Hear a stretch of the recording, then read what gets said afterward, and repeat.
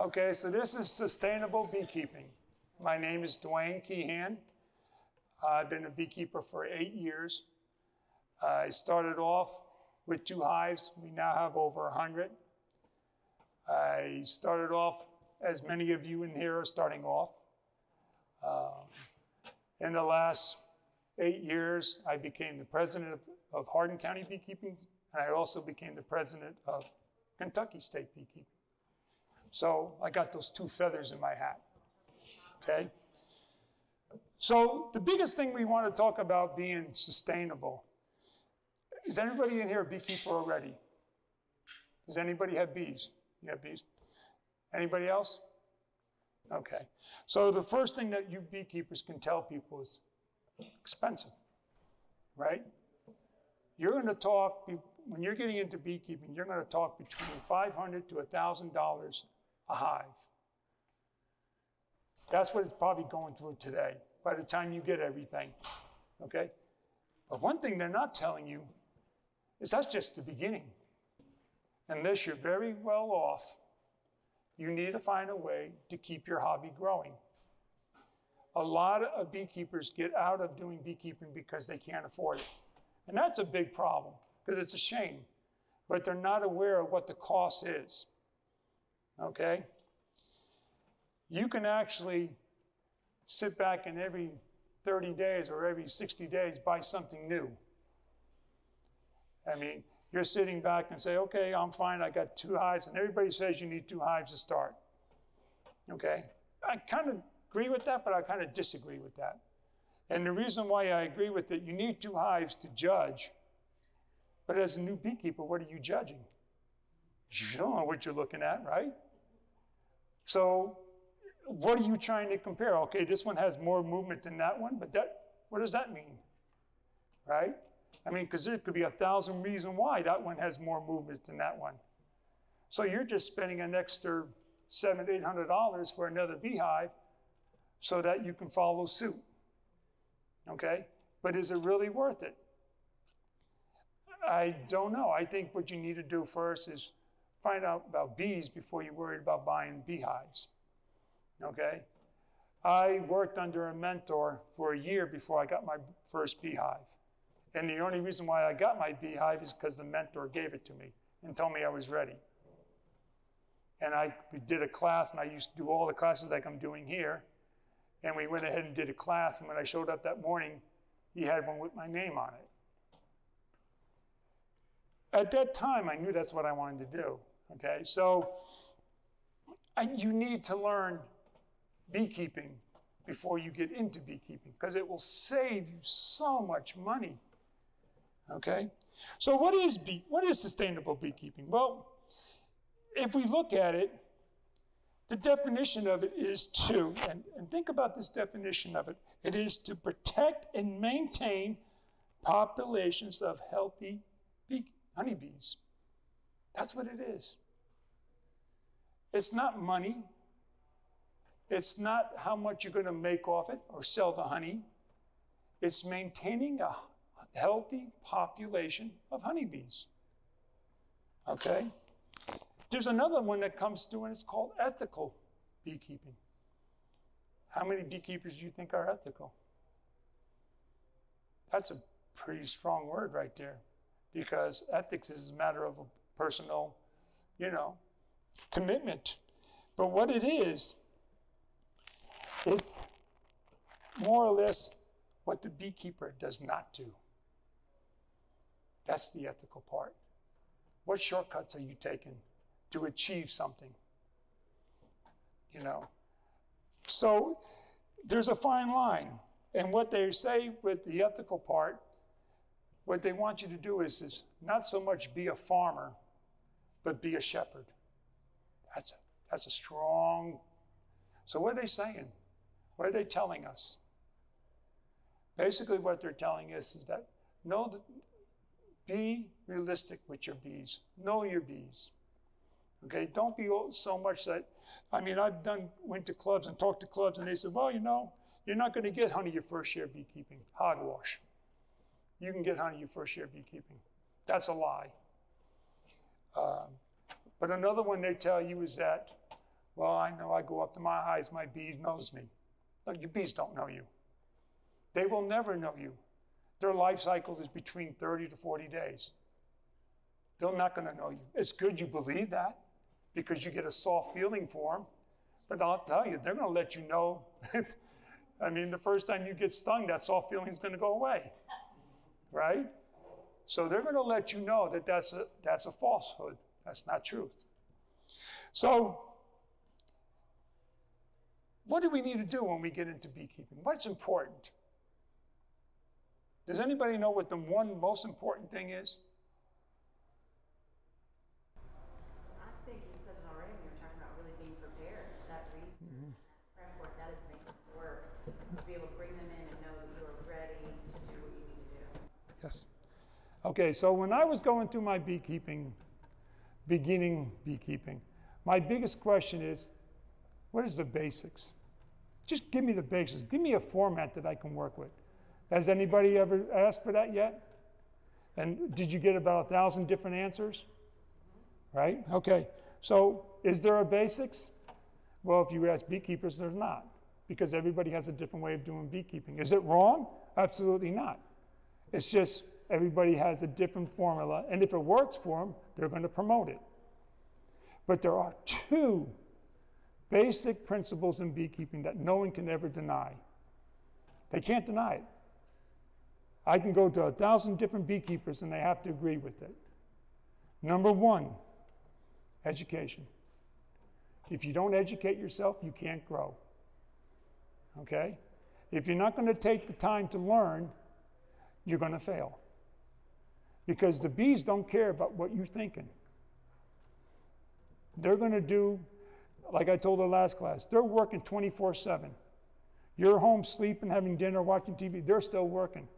If you're not on top of it, they're going to find another place to go. They're not loyal to you at all. Okay? You need education. And the more that you can learn, the better off you're going to be. The second most important thing, and it's a big thing, you got to enjoy it. If it becomes a task, you're not going to do it. And I say that because if it's 90 degrees outside and you need to go out and look at your hives because it's not looking right and you say it's too hot for me, you're probably going to lose those bees. Because it's a task. See the word? It's not enjoyable anymore. You've got to enjoy doing beekeeping. It's a hobby. It's an expensive hobby, but it's a very rewarding hobby as that. Okay? So, with that being said, what are the costs of beekeeping? Well, let's just get right down to it. First is education. Most places you have to pay to go to it. Okay? Your hive boxes cost you money. And you can come back and say, well, I'm only going to start with 2 hives. And I promise you, if you're a good beekeeper, you're probably going to have about 5 by the time the year's out. Because they're going to swarm, or you're going to find a swarm somewhere. It's going to hear about from your clubs or something. I'm going to go get that. Well, that's okay to go get that. But you better be prepared to put them somewhere, right? If you're going to go get them, if you don't have a home for them, then why go get them? So you have to have an extra box. Whether it's a nook, whether it's a hive, you have to have something to put them in, okay? Because if you don't, then what you're doing is you're bringing those bees home and now you're struggling to put them where? Where are you going to put them? And they're going to perish on you. They can't live forever in the plastic tote or whatever it is you brought them home in. So you got to be prepared, okay? Frames. All that costs money too. When you get hive boxes, when you get a set, you got to buy frames. And there's so many different frames now. You got plastic frames, you got upside down frames, there's so many frames. So it is an expense, okay? A hive stand. Well, did we think about where we're going to put them? You know, you want to keep them at least 18 inches off the ground. And why do we want them 18 inches off the ground? Does anybody know? Yes, sir. Absolutely. Because if you keep them on the ground, guess what you're going to get in there? You're going to get mice, you're going to get skunks, you're going to get raccoons, because they're not bothered by the bees stinging them on the head.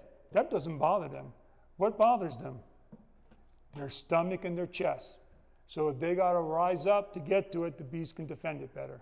And trust me, they'll defend it, and you'll hear them. I hear them at night, sometimes the raccoons yelling. So, yeah.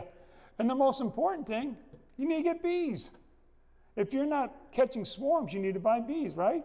Package of bees probably goes for $125 to $150. Nooks can go over $200. Okay? You need bees. That's a big expense, especially if you get bees and you're not sure what you're doing and you lose them, or they abscond or die. Now you got to get more bees. All right? So who makes out? The guy selling bees, something like me, but who makes out? Somebody selling bees or somebody selling queens? Because you've got to come to them to get it. You're not doing yourself any favors. Okay? You're costing yourself more money. That's what I'm trying to prevent you from doing. Treatments. Right? Did we think about that? You got to treat for mites. You got to treat for hive beetles. They could get nosema. You got to treat for that. And that's by not going to the bathroom. Usually you get that in the wintertime if they don't have enough time to get out and defecate. Okay? And which happens sometimes. So you're going to have to treat for that. But there are kind of diseases and illness that you're going to get in the hive. You got to treat for that. No one's going to pay you for it. And not yet. Okay? Your time. Is your time not worth money? Right? You could be doing a lot of other things. Okay? So you're going to take time away from your family, time away from whatever it is that you like to do in order to handle your babies. And they will become your babies. Okay? So these are all some of the costs.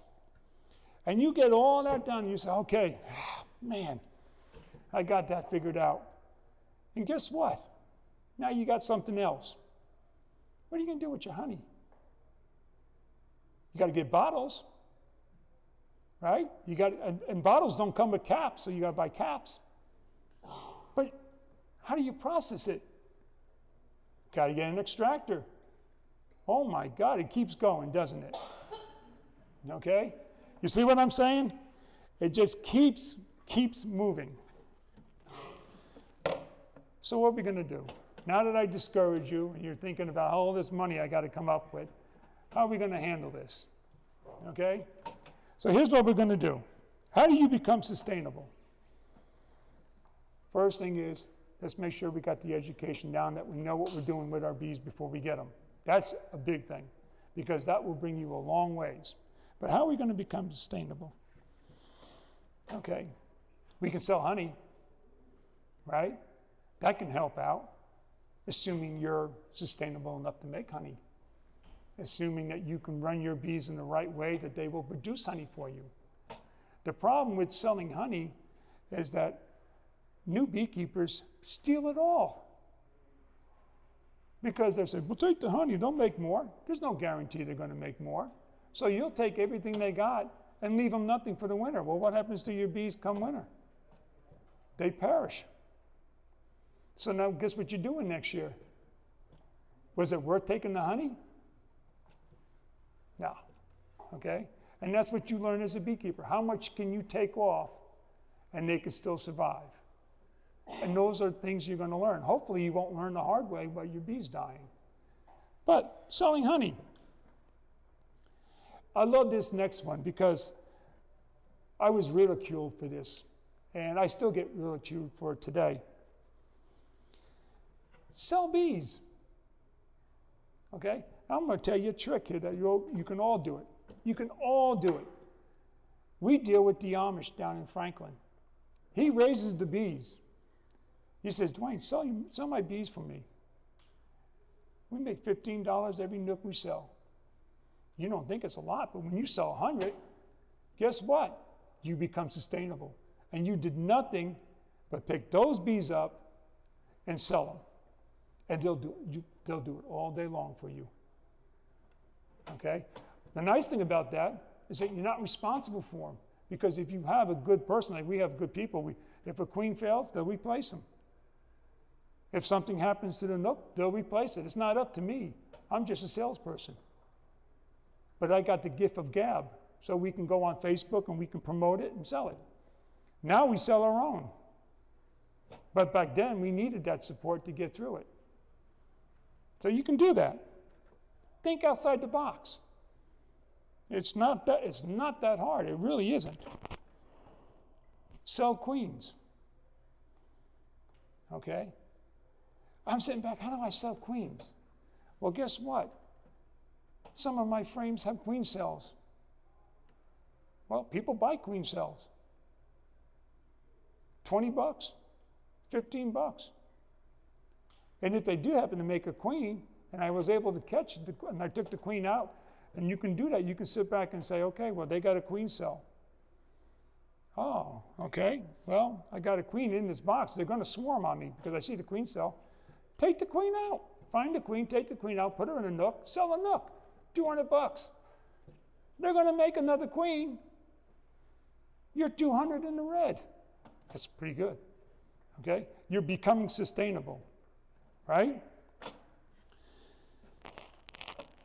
Another thing which we don't use a lot of, and I don't know why we don't, there's grants. You can go to the grant, you can go get grants. Bees are considered a livestock. They have grants that come out that will help you. You have to have 10 acres, but they do waive the situation in some places because of bees. But there's grants you can get. Go to your grants and go to the small animal division and your KDA, I think it is.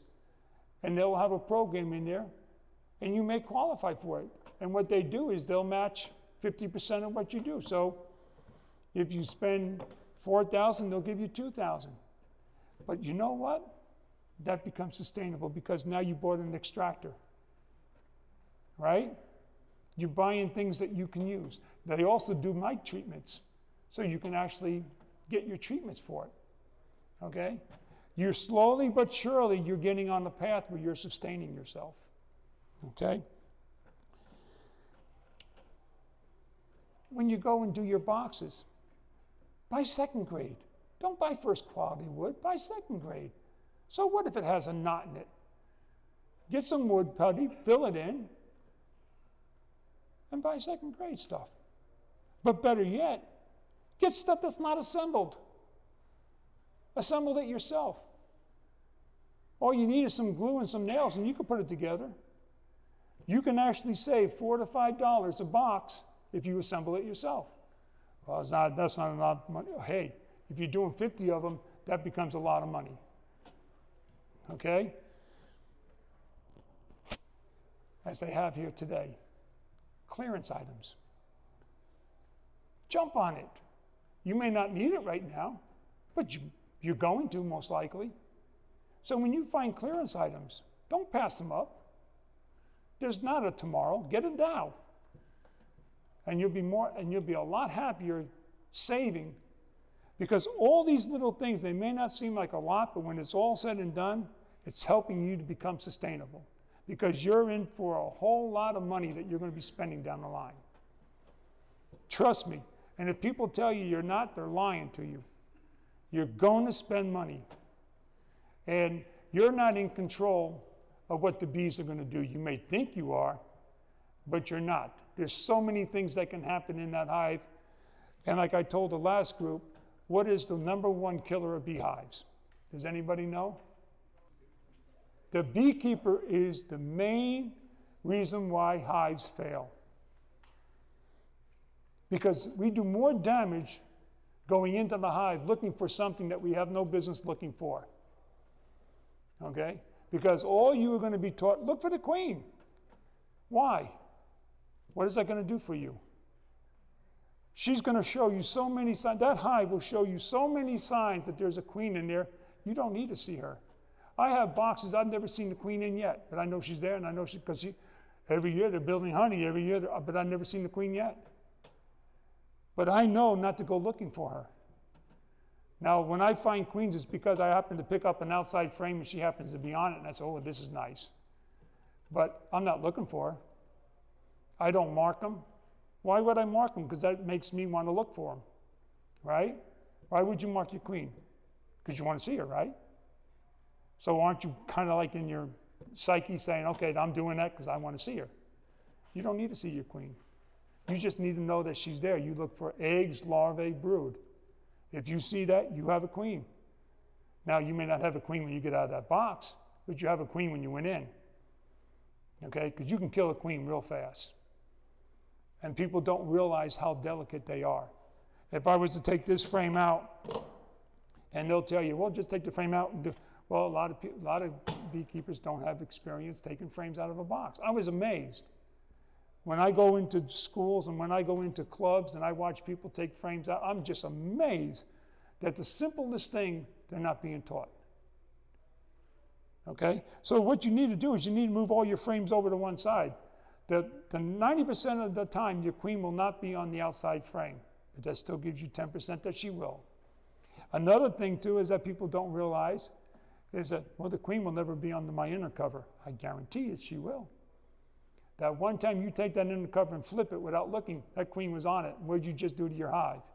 You made it queenless because she's going to take off. Okay? The little things we do as beekeepers makes or breaks what we do as a beekeeper. Okay?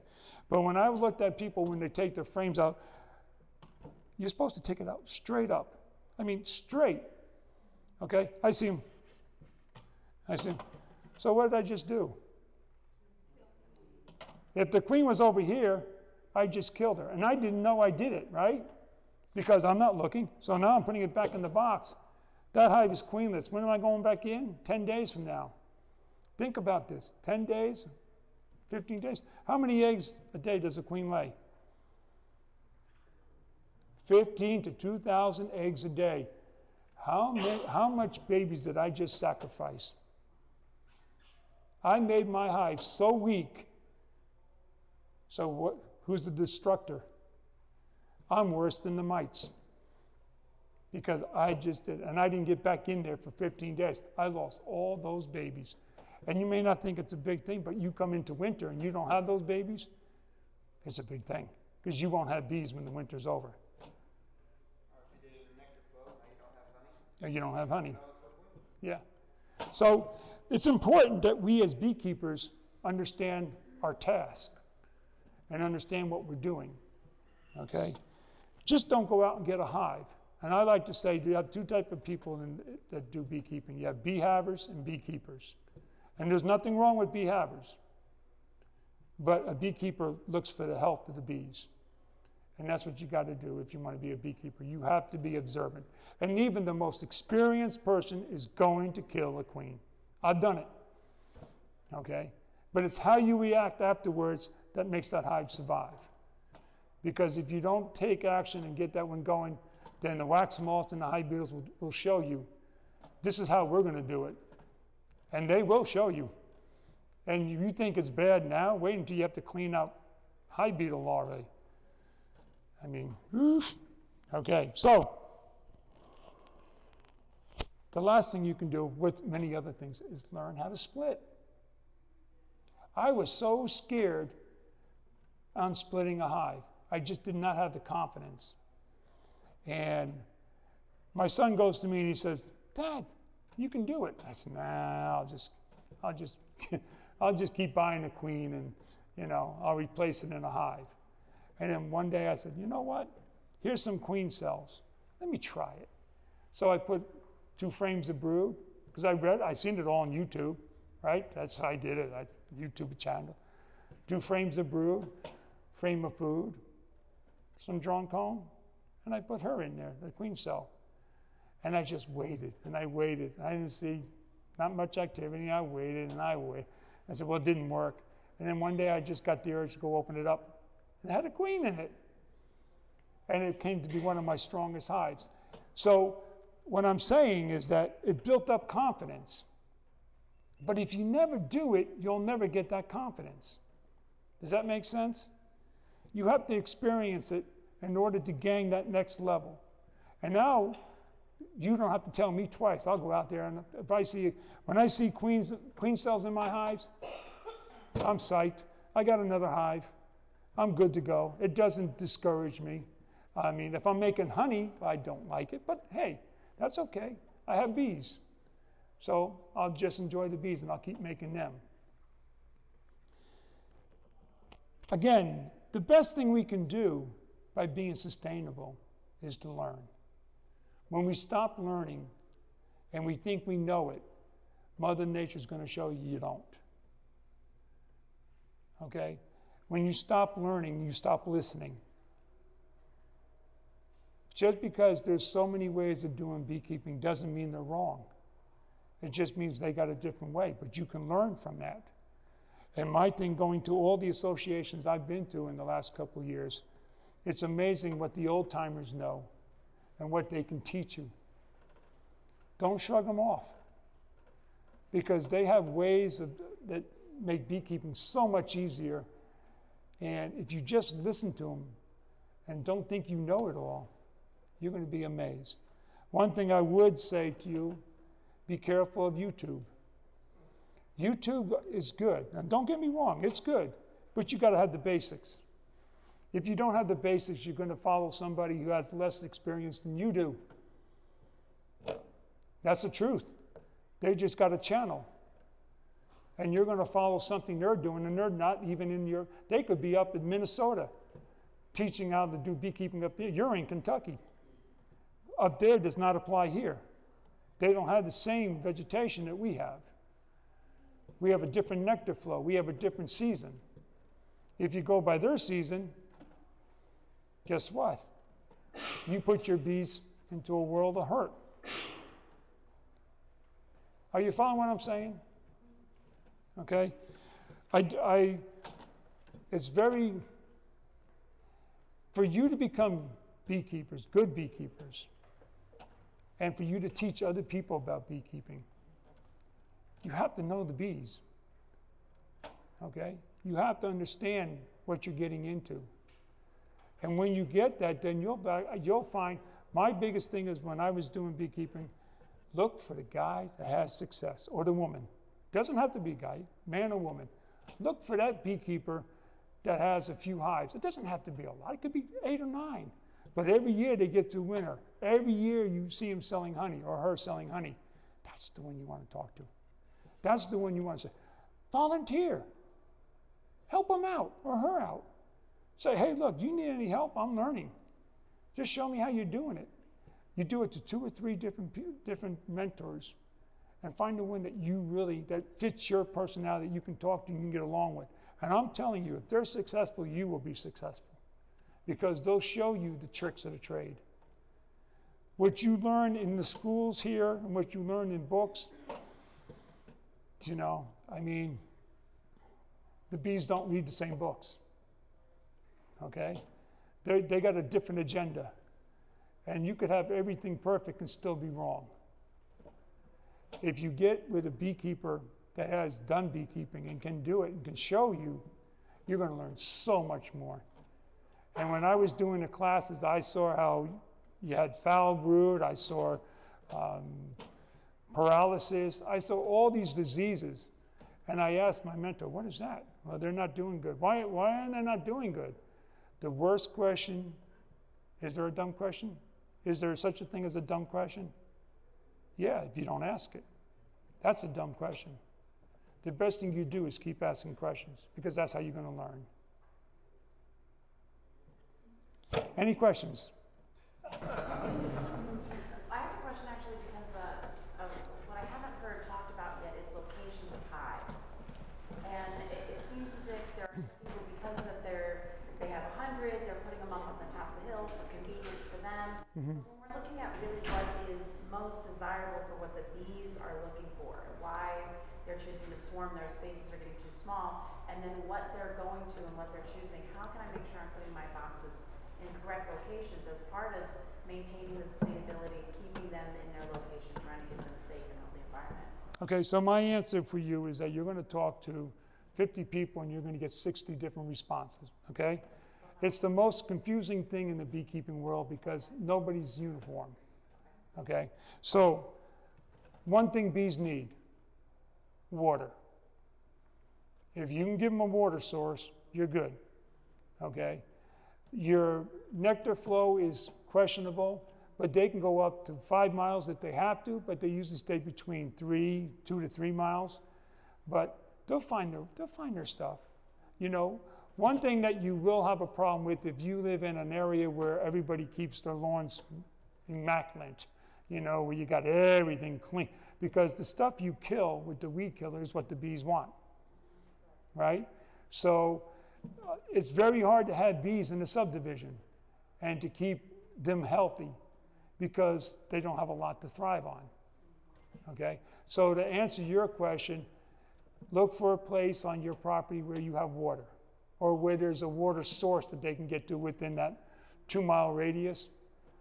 And always, people say set them up in different areas. They say southeast. And, you know, I do it anyway. I put them in all different directions because I like to test the theory. Their theory doesn't hold up, okay? So I'll just be honest with you, their theory doesn't hold up. If you got a healthy hive and your bees are strong, they're going to make you honey, okay? And that's the bottom line. But that's you as a beekeeper making that happen, okay? If you're going to sit back and ignore them, then they may not produce as much because they're not being given the right circumstances to do that, if that makes sense, okay? So it's really up how you want to handle it and how you want that growth to start.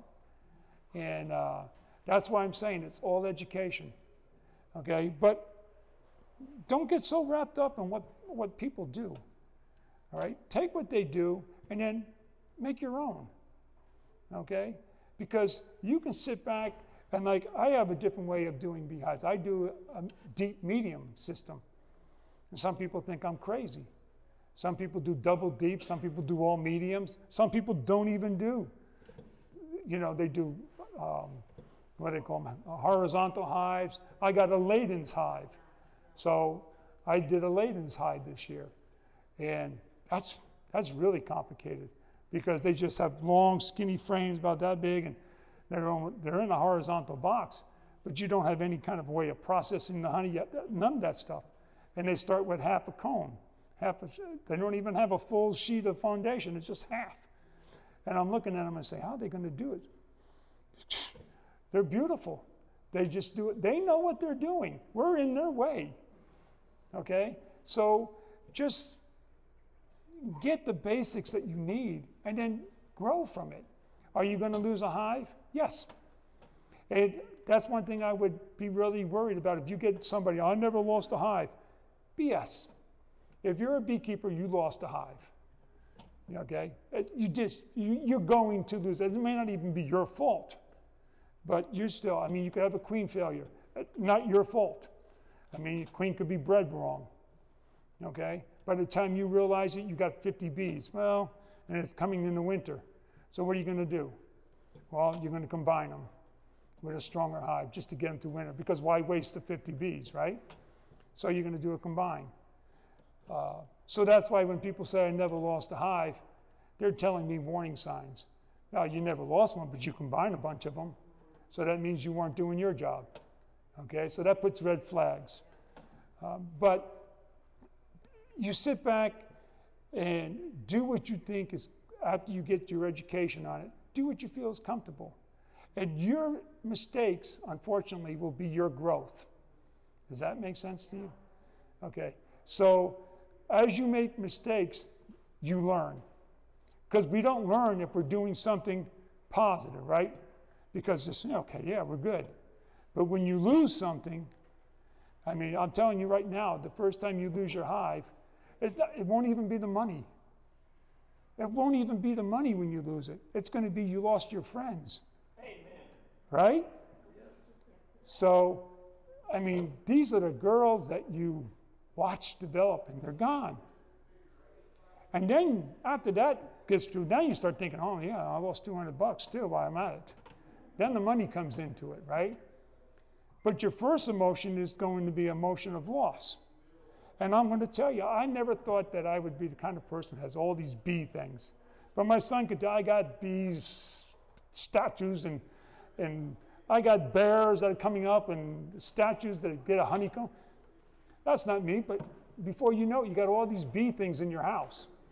right? You got all the towels and everything.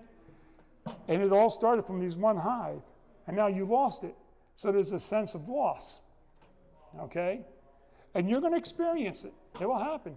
You'll also have a sense of I would say, not mistrust, but I don't even know what the right word would be, but you sit back and say, well, these girls know me. They're my friends. They're not going to do no harm to me. And you're going to go out there one day and you're going to say, I don't need the veil. Yeah, I'm just going to go and look at them real fast. And these girls are nice. They're calm. And they're going to nab you. And you're going to say, oh, man, you guys, I trusted you. And then you're going to learn the hard way. They're an insect. Okay? And they're going to defend. Now, you know what they're doing when they're stinging you? Do you know what that's about? Huh? What they're stinging you is, well, most of the time, they will bump you. Bees are not going to come out and sting you right away because they lose their life. So that's not their game plan. They will bump you. But we as humans are stupid, and we don't take that into consideration, and we're going to find out what more can we get away with. Okay? The reason why they attack you is because, and this is something that you need to think about, it's not because they're protecting their honey. What do you think it is? You as a mother should know, right? If you have children, what would you do for your children? They're defending the brood. That is why they're stinging you.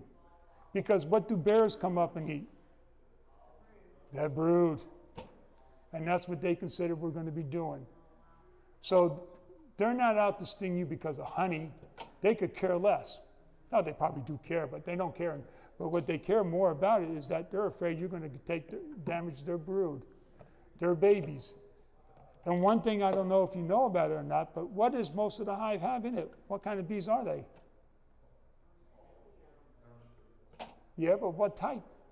What's their sex? The hive is run by females. Okay? The drones have nothing. They're kicked out at the end of the night. Now they're being kicked out of the hive. Say, you guys ain't worth it. Get out of here. The drones have one purpose and one purpose only, besides eating and watching TV. They don't do much of anything else. All right, they got one purpose only. But what's running your hive are the females. They do everything from the time they're born to the time they die. So as a female, as a mother, you don't think they're going to protect their young? So that's something you need to realize when you go into a hive. Okay? They're not there to be, people say, well, they're so aggressive. Well, I would be aggressive if I knew you were coming in, especially if you, because they're sitting back saying, oh, here comes that human again. We're down to another 50 that dead this time. Just the mindset they could be going to them, because they know you do destruction when you go in the hive, right? I try to go into my hives and not do any more than open up the inner cover and look. That's what I try to do. And I try to sit back and see if I can find an issue to go any further. Now, I'll do a complete inspection one time a month where I want to make sure, but most of the time when you open up that outer cover and you look at your inner cover, they're pouring out hey, we're good, we don't need to go any further. They're there, okay? They're telling you, we don't need your help, okay? Are you listening? I guess you'll see, right? But education is extremely important. And again, you could be sustainable, but you gotta be able to be careful enough when you go in your hive to be sustainable. This hobby can make you discouraged real fast because it can cost you thousands and thousands of dollars by the time you get done. Okay? So find a mentor somewhere. A lot of these people that have bees, they have used equipment that they're not using. Just make sure it's somebody you're working with and not somebody off the street, because you don't want to bring any kind of diseases in your home. But your mentor, they could have leftover boxes.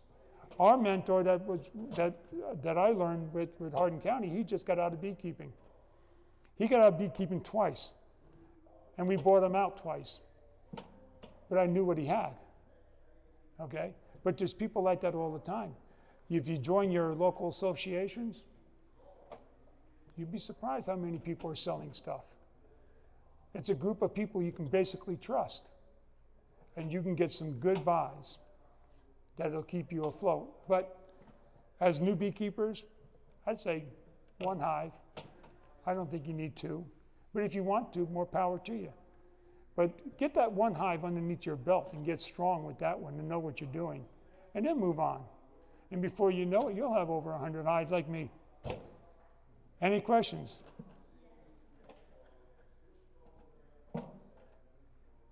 We're good? Nobody has any questions? It doesn't even have to relate to this. I'll answer anything. Well, almost anything. People mentor, do they want to charge to mentor? They shouldn't, okay? Now, yeah, some people do, but they shouldn't. They shouldn't be charging. And that's another, I mean, if they're giving classes, yeah, some will charge for that, but look, they're not charging for the classes today. So that just shows you that, you know, you got people that are interested in actually teaching. And I'm not saying they're not interested in teaching, let's not say that, but yeah, most don't.